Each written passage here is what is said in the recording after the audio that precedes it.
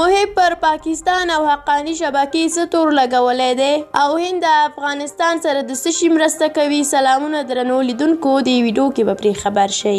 د ملي امنیت سلاکار حمدالله محب وایي تر هغه چې پاکستان تضمین ورنه کړي افغانستان کې به د جګړې اور بل وي.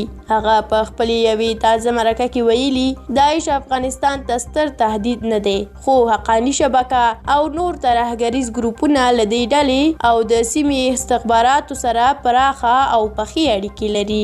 د محب په خبره کابل کې وروستي لوی بریدونه هم د حقانی شبکې له لوري ترسره شوي، ځکه نورې ډلې پیچلي بریدونه نشي کولی او توان یې هم نه لري.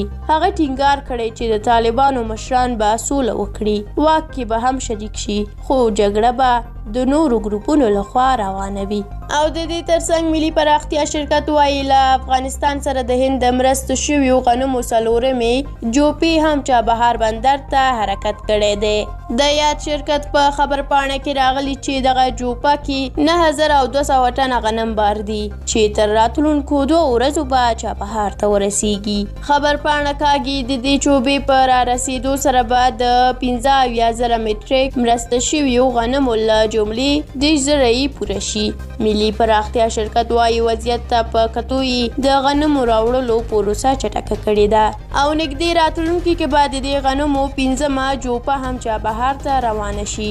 درنو لیدونکو، ډیره مننه چې ویډیو مو تر اخره ولیدله. که دا ویډیو مو خوښه شوې وي لایک یې کړئ او که غواړئ زموږ نورې ویډیوګانې هم وګورئ زموږ یوټیوب چینل سبسکرایب کړئ. تر بلې ویډیو الله مو مل شه، ښه وخت ولرئ.